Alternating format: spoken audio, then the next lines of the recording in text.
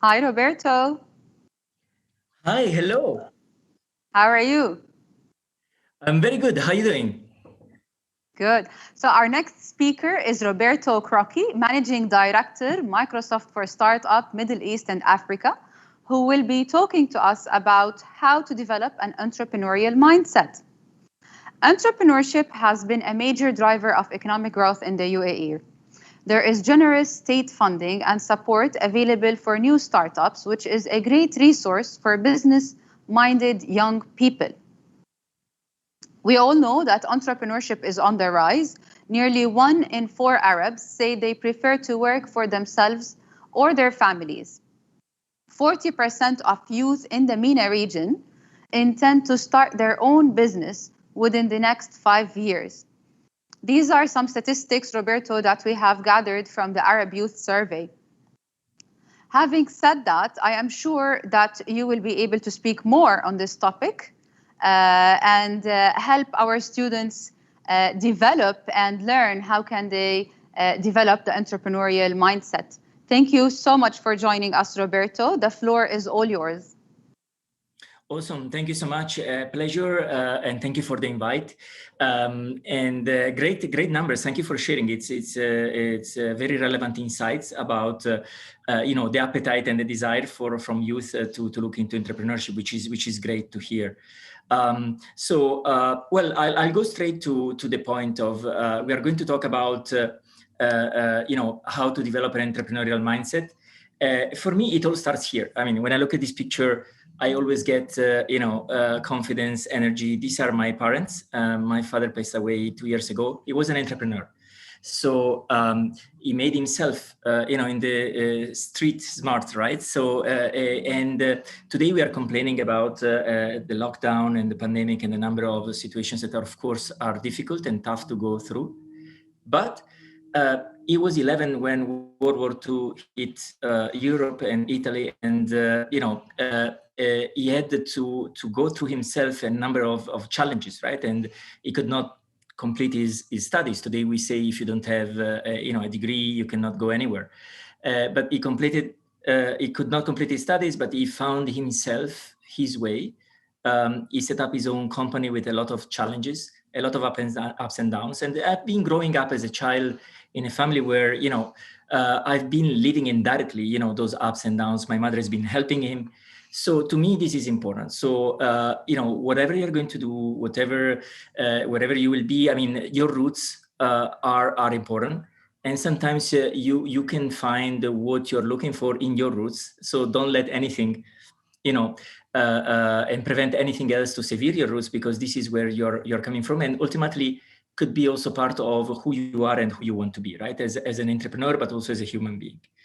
And the pandemic, has fundamentally opened the question about trust. Who do we trust in this new normal? Who do we trust being the heroes that we inspire ourselves from, right? So there is the story of James Wilson. He's an anesthesiologist in a hospital in the United States.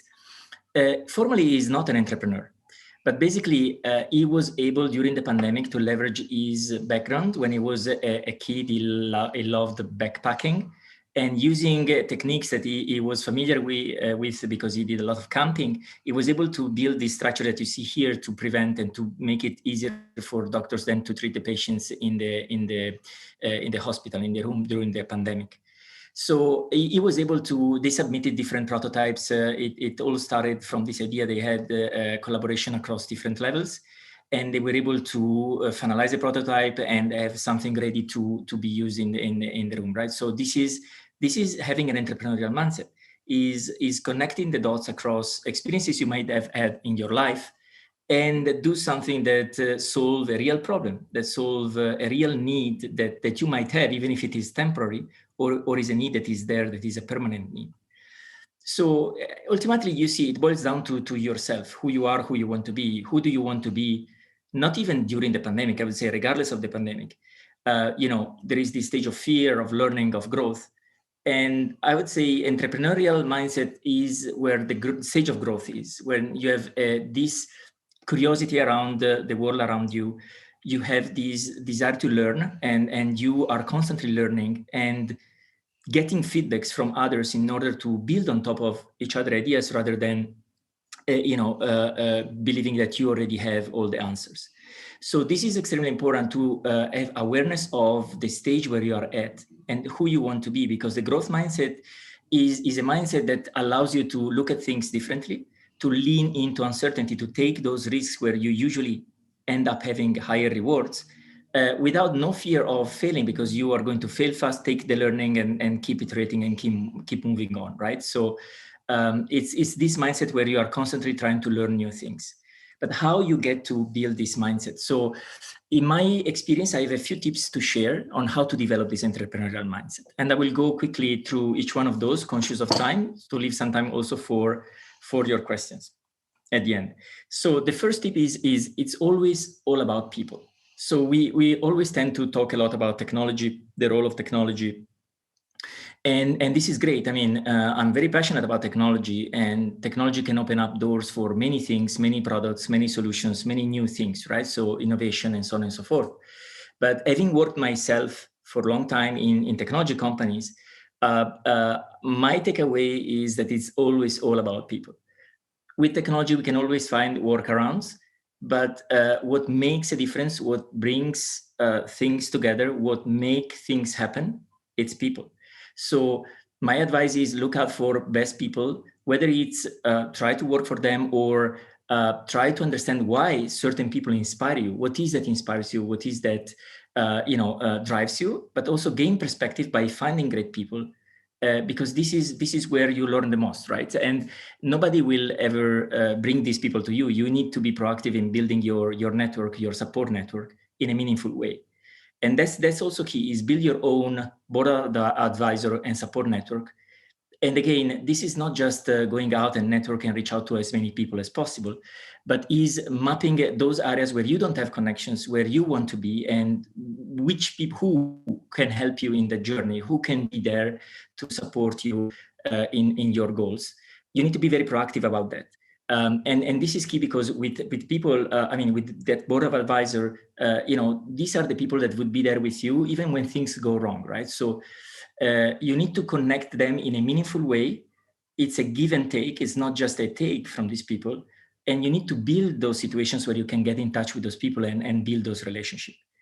Also, positive people, surrounding yourself with positive and diverse people is important. We will talk about diversity later, but it's very important because, the energy, infusing energy around yourself creates that positive reinforcement that allows you then to keep your dreams up, even if a lot of people will try to turn you down. The second takeaway is about start with why and asking the hard questions. Ultimately, this is the job of a leader. So as a leader, more than a manager, you ask more questions rather than telling people what to do, right? So, but especially from an entrepreneurial perspective, the job of the founder is that of inspiring others to follow. And that starts with having answered clearly to this beautiful question, which is why we are doing what you're doing, why we're building this startup, to address which problem, and with that bringing clarity of purpose.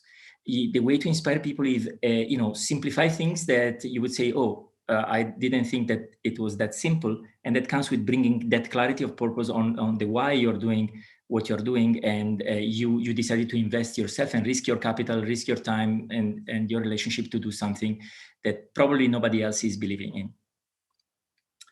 The third takeaway is very important to me, and this is a key lesson learned, is about leadership, entrepreneurship as well, is about serving others, right? So you are successful if you make others successful. As a leader within an organization, an entrepreneurial way of approaching a role is making other people successful because you will be successful. As an entrepreneur is you make your customer, your users successful because you solve a problem for them. So it's all about serving others. So the attention should be shifted towards the others first, and you are a consequence of yourself serving others, and that starts with awareness. So you might have this Johari matrix where you have the known knowns, unknowns, unknowns, known unknowns, unknowns knowns. Basically, you need to find your blind spot, and the way to find your blind spot, the unknowns, unknowns, potentially to reduce that area, is seeking feedback, right? So is focusing on your strengths on one side. So getting out of your comfort zone, being comfortable, being uncomfortable in a way. So trying things that not necessarily everybody would be thinking is necessarily a good idea, is breaking the rules. But also on the other side is seeking feedback, right? So seeking feedback to understand and to be aware of your strengths, where you are at, and getting that feedbacks into the learnings that you get from that. At the same time, you need to have a voice. So you need to we said, an entrepreneur is someone who is also able to inspire others to follow. So you as an entrepreneur, you as a leader, you need to have a voice. Otherwise, nobody would know that you're working on something that can solve for that problem. You might be enthusiastic or super excited about what you're doing, but if you only know that, of course, that's not going to fly, right? So it's about making things happen, but it's about having a voice that can inspire people, and inspiring people means mobilizing people. So there is a concept of action. So you inspire means that other people are going to react and to do stuff because of they believe in your purpose. There is clarity of purpose, and you inspire others to take action. And this is important in terms of how you measure success, right? So you measure success if you mobilize these people and they get things done because you are inspiring them, and they are successful, then you are successful. And we started the talk before about with the concept of trust, right? Who we trust in the new world. We talked about the doctors, the carers, and the nurses, for example, that have been frontline during the pandemic. Are they the new heroes? But who do we trust today, right? So we talk a lot about monetizing data, having building new businesses to leverage the abundance of data we have, for example. But even with all of this data today, you see in this situation, who do you trust? Because there is so inconsistent, is so uncertain. There is so much complexity. So it's a bit of a paradox, right? So the more data you have, the more stuck you can be, because it's you need to distill the real signal from the noise, and so on and so forth. But in my experience, one question is, would I work for this person? Is a question I ask myself, because it helps me connect back to the human side of that relationship, right? So it's not just if I would have fun working with this person. Is from a human perspective, are the values aligned? Do I trust this person? It's not just a matter of professionalism, so the competence, but it's also a matter is I can get into intimacy with this person in the sense that there is that human connection and alignment with purpose and values. Meanwhile, of course, you check the ego at the door, right? So it's, as an entrepreneur, you might be tending to think you are the founder, you are, changing the world. But at the end of the day, you still need to be very humble to listen to your customers, to connect and empathize with the customers, potential customers or partners that you will find during the journey. And there is also this concept, and this was this amazing book about, building your own luck. And I believe this is you ultimately, you need to be a player. If you are an entrepreneur, first of all, you need to be a sort of a person that is able to make hard calls, right? Because at the end of the day, you need to make things happen, but you need to set also the right culture from the very beginning for what you're building. That comes with hiring the right people, that comes with setting the right behaviors, the right values, bringing clarity, and so on and so forth. At the end of the day, you need to remember strategy is execution, in my point of view, because no matter what beautiful pitch decks you're able to design and to build in terms of your vision, then what you execute is what becomes your strategy, because this is what people would see. So don't leave it to others to manage your time. Don't leave it to manage your career. So being a player means, build a plan. I mean, what are the capabilities that you need to get to where you want to be? But first of all, you need to clarify where you want to be. So where you want to be, it comes with who you are, and who you want to be is more a to-be list rather than a to-do list. So once you are clear on that, of course, then you build a plan, right? So you say, what experiences should I expose myself to? What diversity in my network, in my experiences should I build in order to, how do I get that experience? And don't look at the titles of things, especially in a startup.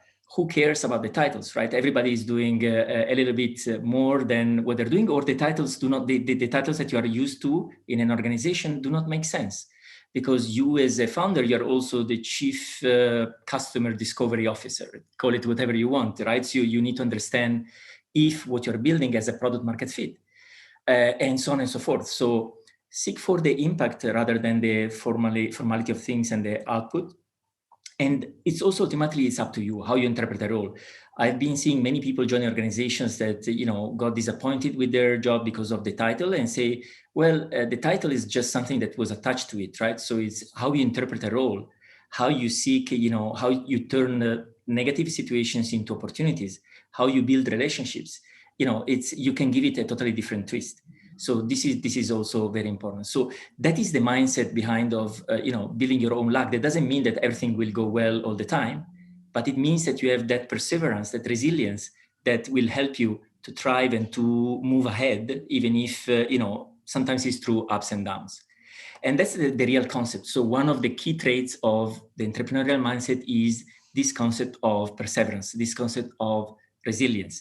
And resilience is not just about mitigating risks, which of course you want to de-risk. You know, whenever you start a new venture, you are in an entrepreneurial venture, you want to minimize risks, right? So at some point, because you need to have capital to do certain things, you need to get traction and so on and so forth. But mitigating risk is not good without knowing how to bounce back. And this is the resilience, is how you really bounce back when someone tries to get you down, how you bounce back when something goes wrong, how you bounce back when there are variables that maybe you cannot control and take you down. So that's the soul of the founder, the soul of the startup, is this resilience that comes with, again, bringing this clarity of purpose we've been talking about, but at the same time allowing a sort of a freedom within a framework, right? So startups are agile because maybe, yes, there is a framework, but there is also this freedom where you can operate within this agility that you can bring into the table to make things happen, keeping the communication as much informal, scrappy as possible. I always use the example of the coffee machine. You know, when you talk with your colleagues or when you talk with your friends at the coffee machine is different than in a more formal setting, right? That should be the communication that you use to inspire people to make things happen, while you hire people and to keep the culture of the startup, right? So you hire people that maybe even if they are fiercely independent, they still have to respect the contribution of others, growth mindset, build on top of each other, and you know, pass the credit, keep the blame. That should be the spirit. But the thing is, the challenge of the resilience is that we should be resilient in an increasingly uncertain and complex world. So how can we do that? I don't have a very good answer here. My only take from my experience is I have a set of values that I use as a compass whenever the situation is really uncertain, whenever there is a sort of an ethical dilemma involved in a decision, whenever it's very complex. So, you know, and this is my belief set, and yours could be different. But when I turn out to my beliefs, then, you know, I can lean into uncertainty and move ahead with more confidence, because I know I'm going for a quest for the truth. I know I take responsibility in a causal sense. I know myself, I prefer to delay gratification instead of going for low-hanging fruits. I prefer to think longer term. And I know that, you know, I don't walk past standards that I do not accept, that when there is a collision with my values. The other key concept is love your enemies. I've been working in two of the companies that are represented here, and you know, how these companies are looking at competition is very different than how other legacy traditional companies look at competition. So allowing disagreement and building an environment where you have psychological safety in the organization, it means that you bring in people that bring their own self and are empowered and have confidence to disagree and to share their point of view. But the other thing is building on top of each other and thinking about yourself first. What is that you have as assets that you can leverage? What are your strengths, and build on top of that? I remember Larry was sending email to employees saying that we are still at 1% of where we should be. And his job was to have the teams not focusing on competition, but focusing on what we could have been doing still, right? So that's the mindset. Again, that's the mindset, is don't necessarily think about competition the way it is traditionally being done. But in a world of increasingly connection, APIs, and you know, evolution from a technology perspective, there are ways to look at partnerships and to build the products in many different ways that would force you to think about competition differently. The other thing is, we mentioned before, and I promised I touch base on this, is this concept of diversity and inclusion. So to me, that is not just gender, which of course is important for legacy, and it's very important, but it's not the only thing. For me, the entrepreneurial mindset starts with having this diversity of thinking. So taking time to step back from your river of thinking for your past experiences and think differently about what else, what other things you can be exposed to, maybe how you build your career, diversity of roles. People traditionally build their career in terms of a ladder, right? So you start in a role, the next step is a promotion, and then you want to become a sort of a title where there is a manager probably in it, or VP or something. Who cares? I mean, I think it's more valuable to have diversity of roles. You have different experience. You are way more valuable for the kind of profile that you build. And if you build a unique profile, then your profile is invaluable to organizations, maybe not the same organization you are in today. So it's a matter of the language that you use, building on top of each other ideas, yes, and feel belonging more than diversity and inclusion to a space, but check your network. Is your network diverse? I always tell and ask people in my team to set time in their calendar to spend a breakfast, a lunch, whatever, with people that are not necessarily in their network. People tend to spend more time with their own similar people with the same background, but that doesn't allow you to think differently. You need to spend time with people in disciplines also that are very diverse from your background. That forces you to have conversations where you might feel uncomfortable, but you have learnings, or you see the same thing from a different angle or with different eyes. So to me, diversity is also diversity of thinking and experiences and mindset, not just diversity as gender or geography. Then there is this concept of failure, which is a bit of a stigma across this region. I'm glad to hear from Razan the numbers that she shared before. This is great. But this is probably one of the things that we need to address, and it can only start from you guys, from youth. So it's okay as a leader, it's okay as a founder, it's okay as an entrepreneur, not having all the answers. The world is more complex today. There is no one that have an answer for every single thing. It's okay to fail, and as long as you're going to learn from it and you're going to move forward with it. So it's not okay to fail and cry and just not leverage that as a situation to learn. But it's totally okay to be vulnerable, because at the end of the day, we need to be human beings. And we don't have to forget that as an entrepreneur, you have a chance to create jobs, to have a societal impact, to make impact on the life of other people. If you think about it, there has been this beautiful research from Harvard. The top regrets of people when dying. Number one, I wish I had the courage to live a life true to myself, not the life others expected of me. Many people live a life that is someone else's life because of different reasons, whether it's legacy, historical, cultural, whatever. But then you would regret that. So the entrepreneurial mindset is also a mindset of winning those fears, but making time for yourself also as a human being and not losing the dimension. Because as you see here in the top regrets is spending time with your friends, being happier, express your feelings. So this human dimension, this human-centered leadership, this societal, this impact-driven entrepreneurship is something that you guys, you can embrace, and you can be the champion of it, because your generation is a generation that believes in purpose, that pretend that brands are associated to purpose. And with those eyes, you can look at the world with different perspective, and bring that entrepreneurial mindset to life, and build your ventures that can have a real impact in society. Remember, it also starts from how you measure success. That defines many things. Sometimes you see people measure success with vanity metrics. There is no impact. You need to measure success as well with relevant metrics that have a true, real impact.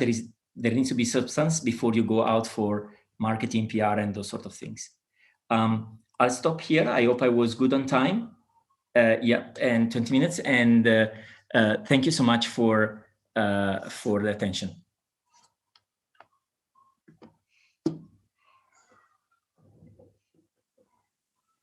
Thank you, Roberto. That was truly insightful, and I'm sure our youth got many takeaway lessons from your session.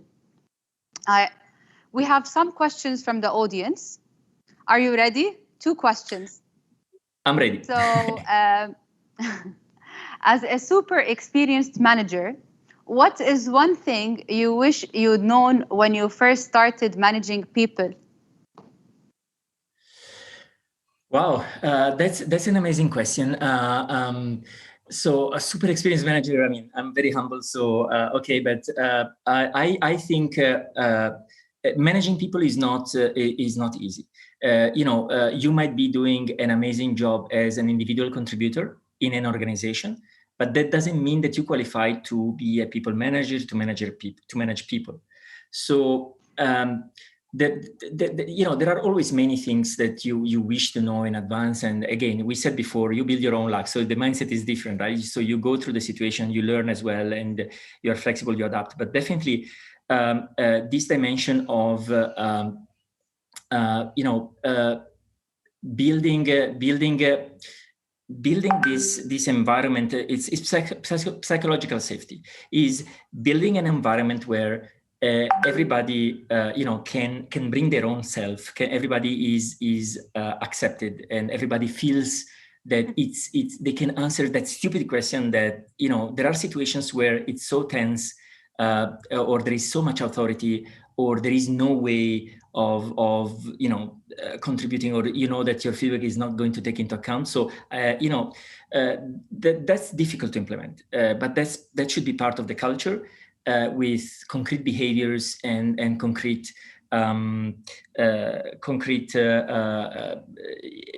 mechanisms that you build into the organization to make sure that is going to happen. The other thing I wish to, and this is you never end doing, but this applies more for organizations, is there is a component of politics you always need to deal with in large organization, and you need to end up embracing those politics somehow, without losing sight of your values, because somehow you need to find a way to make things happen and manage people in a way that you can allow them to thrive, absorbing the politics that are around, to allow them to do the best of their job. At the end of the day, if you are not able to inspire people, how can you pretend that they give you the discretionary effort that they give once they are all in with you because they believe in your vision, and they believe in your words? At the same time, if you don't invest in yourself, why should I invest in you?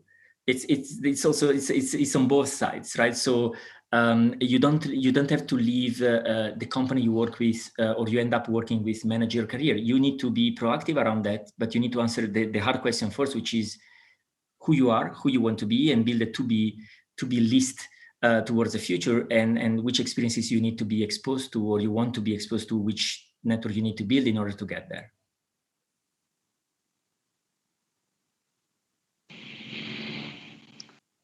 Thank you, Roberto.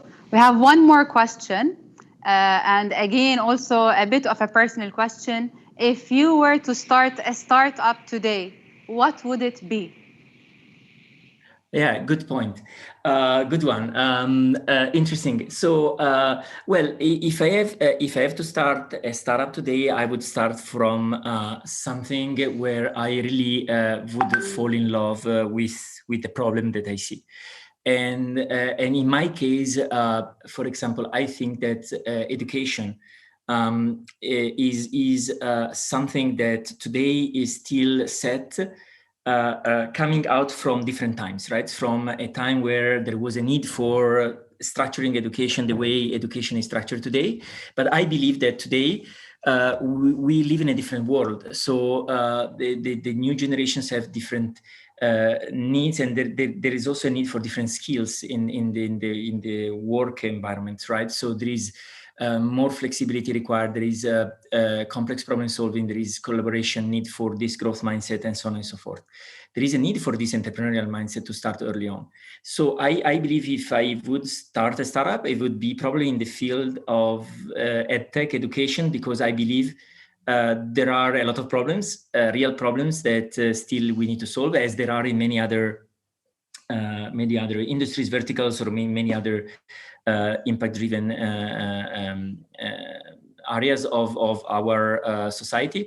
But I would go for building a startup in education and trying to to change it, to make it more relevant in terms of skills and mindset, rather than just pure knowledge. to build those skills and those mindset early on in youth. So that is a thing I'm passionate about. I believe it's a real problem, and I believe a founder as an entrepreneur, you need to fall in love with the problem as your mantra, right? So that's the thing. So I would go for that. Amazing. Thank you, Roberto, for your time with us today and for sharing your experience and insights. Have a wonderful day. Thank you, Roberto. Thank you, Razan. If you want to get in touch with me, here you have my contacts. I enjoyed the conversation. Feel free to get in touch, and thank you, INJAZ, for setting up such a great event. Amazing. Thank you.